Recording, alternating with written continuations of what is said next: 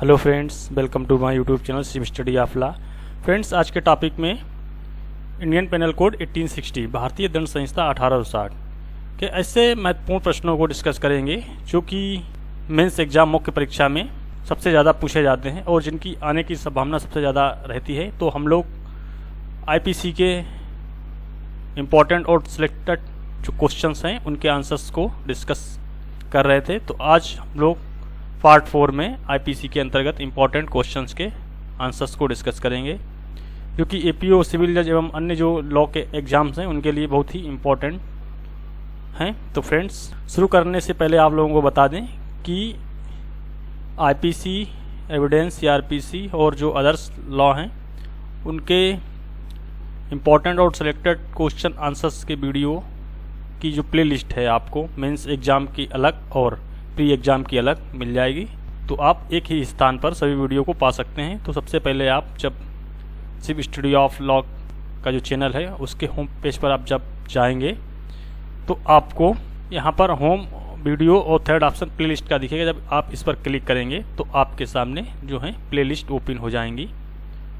तो यहाँ पर जब आप देखेंगे तो भारतीय दंड संहिता मुख्य परीक्षा मेंस एग्जाम के लिए महत्वपूर्ण प्रश्नों का संग्रह और एविडेंस की, और जो लोग उत्तराखंड एपीओ 2021 और 2022 में जो परीक्षा होने वाली है प्री एग्जाम की, उसकी तैयारी करना चाहते हैं तो उसकी एक सेपरेट प्लेलिस्ट भी आपको प्री एग्जाम के पॉइंट ऑफ व्यू से मिल जाएगी, जहां पर आपको सिलेक्टेड और इम्पॉर्टेंट क्वेश्चन आंसर्स के वीडियोज मिल जाएंगे, जिनको आप फॉलो करके अपनी तैयारी को बेहतर बना सकते हैं। साथ ही साथ जो है जीके जीएस की भी प्लेलिस्ट आपको सेपरेट मिल जाएगी और सीआरपीसी मेंस एग्जाम की भी प्लेलिस्ट आपको मिल जाएगी।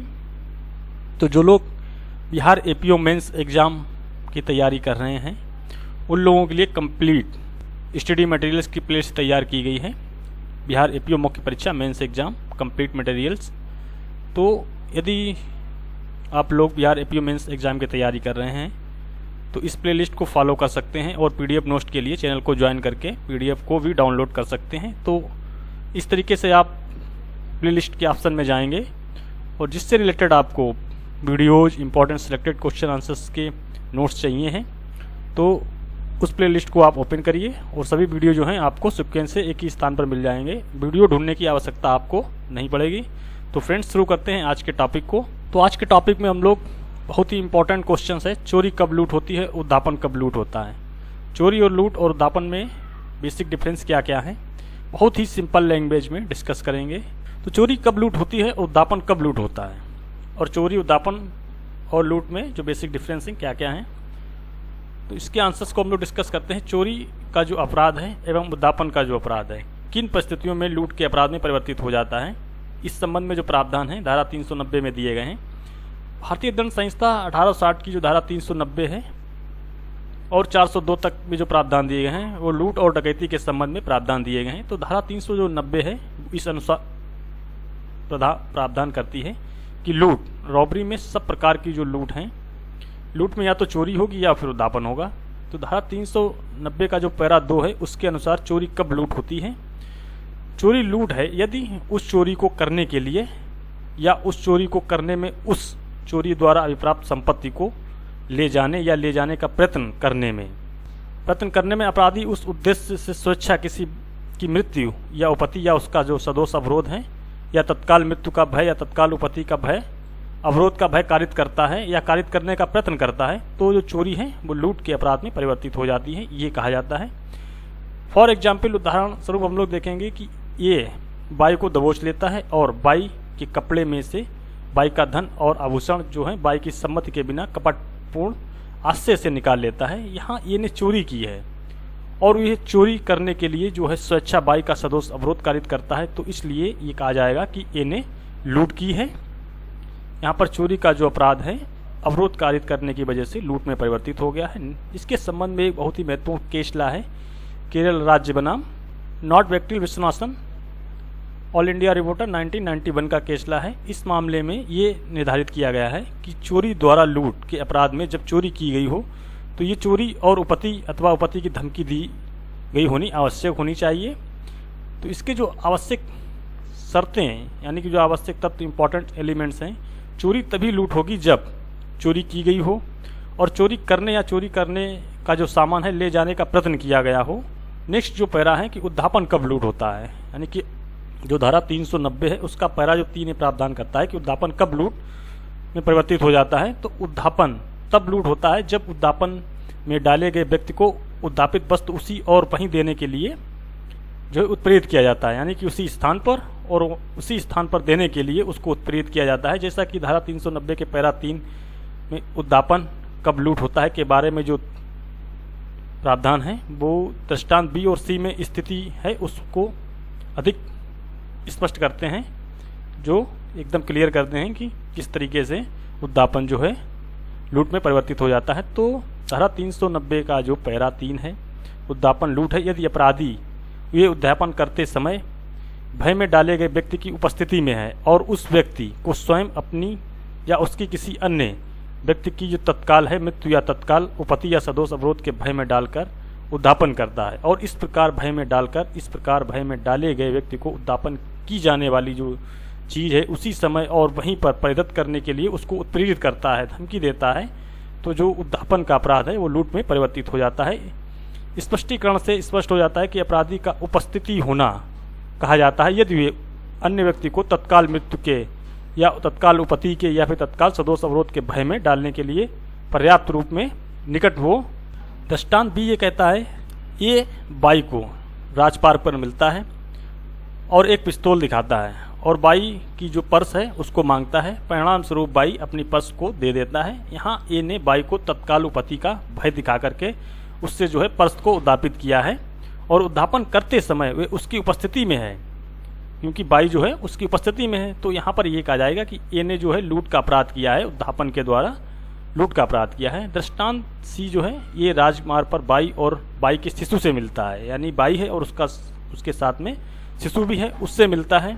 ये उस शिशु को पकड़ लेता है और धमकी देता है बाई को कि यदि उसको अपना जो थैला है वो नहीं देगा तो शिशु को कगार जो है वहाँ पे रोड किनारे कगार है, कगार नीचे नदी है, उसके नीचे फेंक देगा। परिणाम स्वरूप जो बाई है अपना थैला ए को परिदत्त कर देता है। यहाँ पर ए ने बाई को भय कारित करके कि वे उस शिशु को उसके शिशु को जो वहाँ उपस्थित है यानी उसके साथ में है तत्काल उसको उपपत्ति कारित करेगा। इस भय से बाई ने उसको थैला उद्धापित किया है। तो यहाँ पर यह कहा जाएगा कि ए ने बाई को लूटा है। इसके लिए जो आवश्यक शर्तें हैं इंपॉर्टेंट एलिमेंट्स, तो उद्धापन में निम्नलिखित शर्तों का पूरा होना आवश्यक होता है, तभी उद्धापन जो है लूट में परिवर्तित होता है। तो अपराधी को उद्धापित व्यक्ति की उपस्थिति में होना चाहिए और दूसरा जो है कि उद्धापित व्यक्ति को स्वयं या किसी अन्य व्यक्ति को तत्काल मृत्यु या फिर उसकी तत्काल उपपत्ति या सदोष अवरोध के भय में डाला गया हो। और तीसरा जो इंपॉर्टेंट एलिमेंट्स है कि उद्धापित व्यक्ति को उद्धापित वस्तु तत्काल देने के लिए बाध्य किया गया हो। इसके संबंध में एक बहुत ही महत्वपूर्ण केसला है सूर्यमूर्ति बनाम गोविंदा स्वामी AIR 1991 सुप्रीम कोर्ट का मामला है। इस मामले में माननीय सर्वोच्च न्यायालय ने यह निर्धारित किया कि लूट के अपराध में ये आवश्यक है कि अभियुक्त के द्वारा मृत्यु उपपत्ति या सदोष अवरोध का भय तत्काल उत्पन्न किया गया हो। तो 3 चीज़ें हैं, मृत्यु है, उपपत्ति है और सदोष अवरोध। इन 3 चीज़ों का जो है वो भय है तत्काल उत्पन्न किया गया हो, तो जो है उद्धापन वो है लूट में परिवर्तित हो जाएगा। इसके संबंध में जो प्रावधान दिए गए हैं धारा 392 से 394 तक में दिए गए हैं। दंड के बारे में बताया गया है कि धारा 392 लूट के लिए दंड एवं धारा जो 393 है लूट के प्रयत्न के लिए दंड को बताती है और धारा 394 में लूट करने में स्वेच्छा उपाहित कारित करने के अपराध के लिए दंड का प्रावधान किया गया है।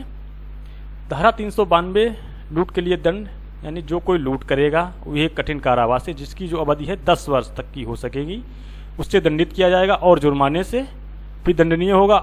और यदि जो लूट है वो राजमार्ग पर सूर्यास्त के बाद और सूर्योदय से पहले यानी कि सूर्य जब अस्त हो जाता है और सूर्य उदय होने के पहले यानी रात्रि में की जाए तो जो कारावास है वो 14 वर्ष तक हो सकेगा, उसमें कारावास बढ़ जाएगा 10 वर्ष की अपेक्षा 14 वर्ष हो जाएगा।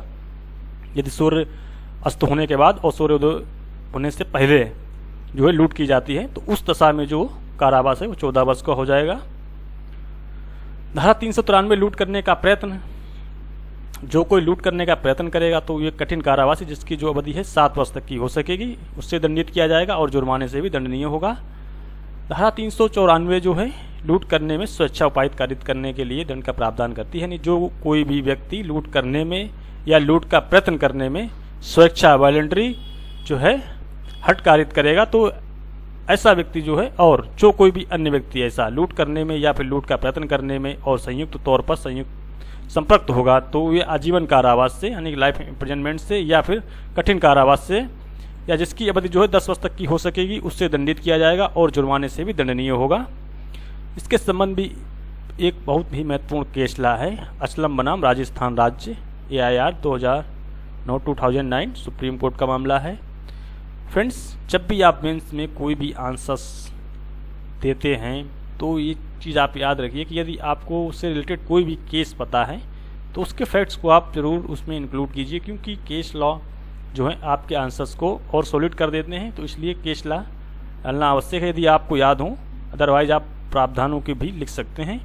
तो केस लॉ जो है असलम बनाम राजस्थान राज्य, AIR 2009 का मामला है सुप्रीम कोर्ट का। इस मामले में अभियुक्त पर जो है आरोप था कि अभियुक्त ने चोट खाए हुए व्यक्ति पर राड से हमला किया एवं उसका जो बैग है उसको लूट लिया, जिसमें कुछ गहने और रुपए थे। घायल व्यक्ति ने शिनाख्त परेड में उसको पहचान लिया था। उसकी शिनाख्त जो है निशानदेही पर लूटी हुई चीज़ें, लोहे की रॉड और जो है लूट के लिए प्रयुक्त जैसे कि साइकिल बरामद की गई थी। सुप्रीम कोर्ट ने दंड में कोई भी कमी करने से इनकार कर दिया, क्योंकि जो लूट करने में उपपत्ति के लिए न्यूनतम दंड है वो ट्रायल कोर्ट और हाई कोर्ट के द्वारा दिया गया था।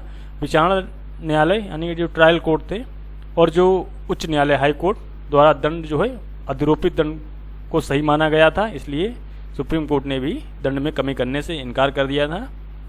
तो फ्रेंड्स, चोरी, उद्दापन और लूट, इन 3 चीज़ों को हम लोगों ने पढ़ा। तो इन 3 चीज़ों में पढ़ने के बाद यदि आप लोग थोड़ा सा भी ध्यान देकर पढ़ेंगे तो इनमें तीनों में अंतर आप आसानी से कर सकेंगे। तो जो बेसिक डिफरेंस हैं चोरी, उद्दापन और लूट में क्या हो सकते हैं, उनको हम लोग एक दृष्टि में देख लेते हैं, जो आपको बहुत ही आसानी से समझ में आ जाएंगे। चोरी के अपराध में बल प्रयोग नहीं होता है, परंतु उद्दापन में भय में डालकर व्यक्ति को संपत्ति प्रदत्त करने के लिए विवश किया जाता है, और उद्दापन द्वारा लूट में उपपत्ति का भय बताया जाता है, जबकि चोरी लूट में बल या भय का प्रयोग नहीं होता है। नेक्स्ट जो डिफरेंस है, चोरी के अपराध में भय का तत्व नहीं होता है, उसमें किसी व्यक्ति को भय नहीं दिया जाता है, जबकि उद्दापन में भय का तत्व होता है। और यदि उद्दापन द्वारा लूट की जाती है तो भय का तत्व उसमें भी विद्यमान रहता है। चोरी केवल जो है चल संपत्ति की ही हो सकती है, अचल संपत्ति की चोरी नहीं हो सकती है। और उद्दापन जो है वो चल और अचल दोनों संपत्तियों का हो सकता है। यदि उद्दापन के द्वारा लूट की जाती है तो दोनों संपत्तियां, चाहे वो चल हों या फिर अचल हों, विषय वस्तु दोनों हो सकती हैं। चोरी की जो विषय वस्तु है उसको जो कब्जा है वो व्यक्ति की सहमति के बिना प्राप्त किया जाता है अथवा ले जाया जाता है।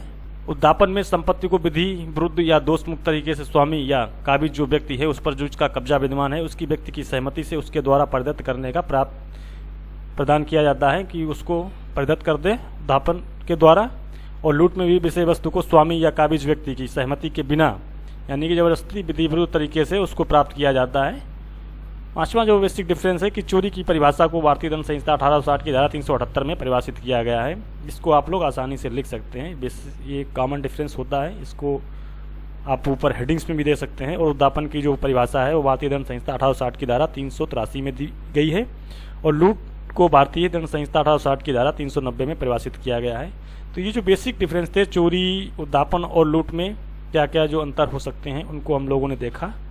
तो फ्रेंड्स, आगे जो हम लोग नेक्स्ट क्वेश्चन है, निम्नलिखित अपराधों की परिभाषा देते हुए उन पर टिप्पणी कीजिए। जैसे कि डकैती को परिभाषित कीजिए, चुराई हुई संपत्ति से आप क्या समझते हैं, छल की परिभाषा कीजिए, प्रत्युर्पण द्वारा छल से आप क्या समझते हैं, इसका क्या आशय है, और रिष्टि से आप क्या समझते हैं, कूट रचना को परिभाषित कीजिए। इन सभी प्रश्नों के जो आंसर्स हैं 1 बाय 1 हम लोग नेक्स्ट टॉपिक में डिस्कस करेंगे, क्योंकि जितने भी क्वेश्चंस हम आपको यहाँ पर करा रहे हैं वो मेंस एग्जाम के पॉइंट ऑफ व्यू से बहुत ही इम्पोर्टेंट हैं।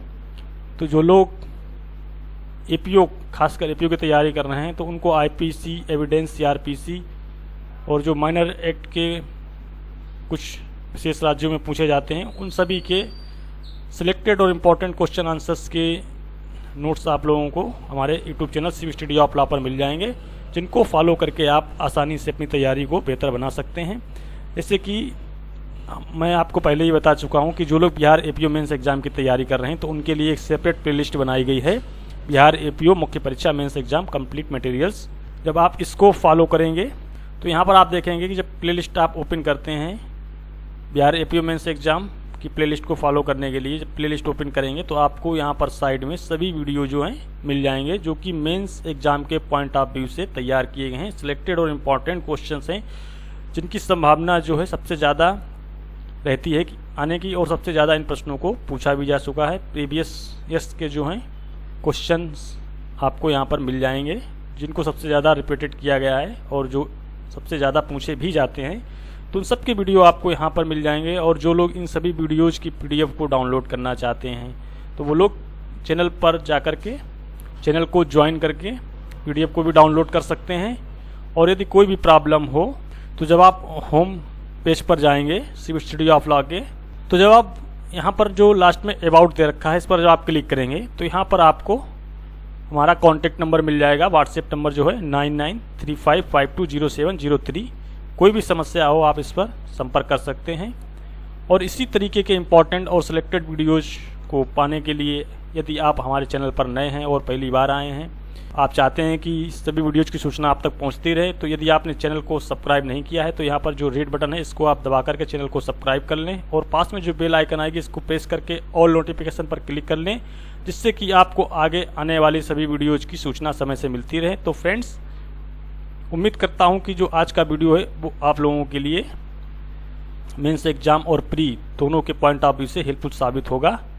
और आगे के टॉपिक में हम लोग जो क्वेश्चंस आपको बताए हैं, डकैती परिभाषा, चुराई संपत्ति से आप क्या समझते हैं, छल को परिभाषित कीजिए, प्रतिरूपता पर द्वारा छल, और रिष्ट से आप क्या समझते हैं, कूट रचना को परिभाषित कीजिए। और इसके अलावा जो आगे की सीरीज़ है वो कंटिन्यू चलती रहेगी।